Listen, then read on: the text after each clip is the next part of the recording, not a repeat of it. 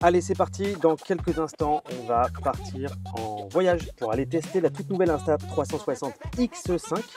Mais avant de la mettre dans la valise et de partir pour l'aéroport, on va se faire le unboxing ensemble. Après, on va enchaîner directement sur le test des principales fonctions de cette toute nouvelle caméra Insta360X5.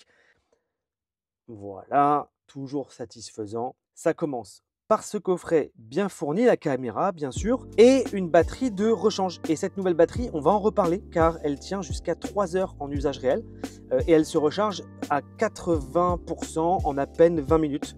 Autre petit détail qu'on voit là sur la batterie, un joint d'étanchéité visible, très visible même sur la batterie. Premier indice, la caméra est waterproof, étanche jusqu'à 15 mètres, sans caisson. Et on va avoir l'occasion tout à l'heure de vérifier ça. Alors pas en descendant à 15 mètres, mais on va vérifier qu'elle est bien étanche. On continue avec la perche classique, mais toujours aussi pratique. Moi j'ai déjà eu des galères avec des perches achetées sur Amazon. C'est pas les bonnes, elles n'ont pas la même résistance, notamment quand elles sont complètement détendues. Elles ont tendance à être molles comme du plastique. Donc c'est vrai que les perches Insta360, c'est quand même fait pour ça, c'est pas mal.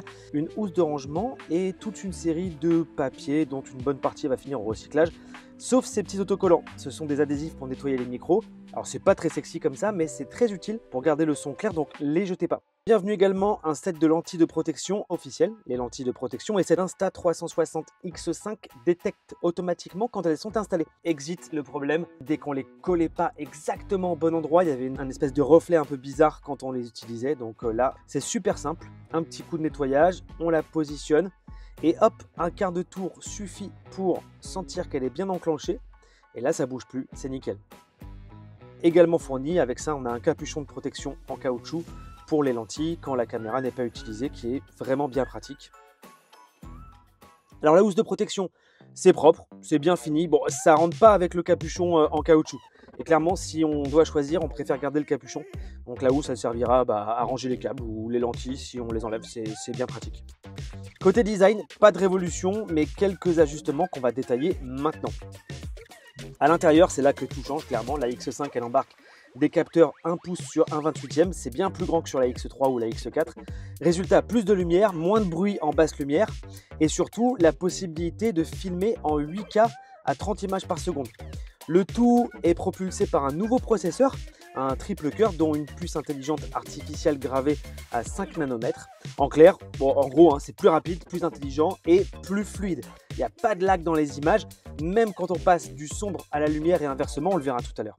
Alors, on l'allume et tout de suite, on sent la réactivité, l'écran est plus net, l'interface est plus fluide et on découvre le mode InstaFrame. Alors, le mode InstaFrame, c'est tout simple, c'est que la caméra, elle enregistre en même temps d'un côté le fichier 360 complet dans lequel on va pouvoir cropper et une version automatiquement recadrée. On peut poster presque au fil de l'eau des captations. Une nouveauté très attendue également, la X5, elle va proposer enfin un système pour changer les lentilles de l'objectif. Si tu as déjà explosé une X2, une X3, tu sais de quoi on parle. Le kit contient une notice ultra claire, une poire pour souffler la poussière, ça c'est vraiment important quand on va faire le changement, et l'outil spécifique pour démonter. Mais pas touche pour l'instant, j'ai promis aux potes de MX Test de leur prêter le matos pour qu'ils tentent de la ruiner, de péter la lentille et de changer ça de leur côté avec un tuto changement de la X5. Avec leurs aventures, ils vont être beaucoup plus à même, a priori j'espère, je croise les doigts, de péter la lentille dans une sortie cross ou quoi. Donc c'est à suivre plutôt chez eux. Alors on termine ce tour vite fait avec du matos que moi j'ai choisi. C'est du matos pour les accessoires, en particulier sur des motos particulièrement, avec un support guidon et puis un bras articulé avec des rotules qui est déporté. C'est le combo parfait pour filmer sans prise de tête. Et tout est compatible avec les anciennes générations, c'est-à-dire qu'en fait, en gros, tu étends ta perche et tu vas pouvoir aller fixer un deuxième point de fixation sur le côté de la moto, où on verra tout à l'heure à d'autres endroits pour que la perche soit stable, le plus stable possible en tout cas. Et je vais les traîner comme il se doit. On part ensemble direction Ibiza et Formentera avec un petit programme bien sympathique, un coup de bécane, un coup de voiture de collection, une moque vintage en bord de mer, et puis on verra même une petite sortie trail les pieds dans l'eau. On va voir si l'Insta360X5 mérite sa réputation de la plus évoluée et la plus robuste des caméras 360 et première mise à l'épreuve avec la bécane, la moto. La perche, elle s'installe facilement, donc avec le matos que je vous ai décrit tout à l'heure. Et c'est vrai qu'avec la perche invisible, alors sauf quand on se mange l'ombre, mais la X5, elle me suit comme un drone fantôme. Pas besoin de cadrer, elle filme tout le temps. Je choisis les plans après. Et avec la stabilisation flow state et le verrouillage de l'horizon à 360 degrés, même les vibrations ne lui font pas peur. Et ça, c'est vraiment cool. Ce jour-là, pas de golden hour, juste des gros nuages qu'on alterne avec de la lumière bien crue. Donc c'est vrai que ça a tendance à écraser la lumière, normalement, ce genre de paysage-là. Et là, c'est exactement le genre de conditions où beaucoup de caméras d'action peinent à sortir quelque chose de propre. Et c'est là que j'ai enclenché un nouveau mode qui s'appelle le mode pure vidéo. Ce mode, optimisé par l'intelligence artificielle, il booste le dynamisme et réduit le bruit numérique et adoucit les zones sombres sans sacrifier les détails. En gros, ça fonctionne très bien. Même si l'Insta360X5 gigote beaucoup, et vous allez voir que ça va être le cas, ça va beaucoup gigoter, notamment avec la Mach, le petit buggy culte des années 60 avec un moteur 1000 cm3 de mini. Et là, je l'ai emmené sur des routes bien cabossées d'Ibiza. Donc le stabilisateur, il a fait le taf, la perche, elle bougeait énormément et l'image reste fluide. Bon, évidemment, ça bouge, mais on devine que le buggy bougeait de ouf. Et ça reste fluide, c'est agréable à regarder et ça c'est vraiment impressionnant. Même dans ce format vraiment un peu où ça bouge, la X5 elle suit le mouvement. Et grâce au mode InstaFrame, j'ai directement une vidéo qui est prête à poster. J'ai pas eu besoin de retourner, je vous la montre vite fait. Voilà, tout en conservant le fichier Insta360 que j'ai pu rééditer plus tard. D'ailleurs, je vais vous montrer maintenant un de mes outils favoris pour l'édition de clips avec Insta360, c'est vraiment magique. Donc là, en fait, on a choisi un clip. Moi, j'en ai un très long, j'ai filmé pendant 13 minutes. Je vais juste aller ici dans édition rapide. Ça va me lancer un petit outil qui s'appelle commenter l'enregistrement. Et là, je vais aller choisir la séquence que j'ai envie de travailler. Et là, je vais tout simplement aller cliquer sur commencer l'enregistrement. Et en fait, ce qui va se passer, c'est qu'avec les mouvements de mon téléphone, je vais pouvoir aller, sans bouger les doigts sur le clip, choisir quelle vue je veux. Je vous montre. Hop, je commence l'enregistrement ici.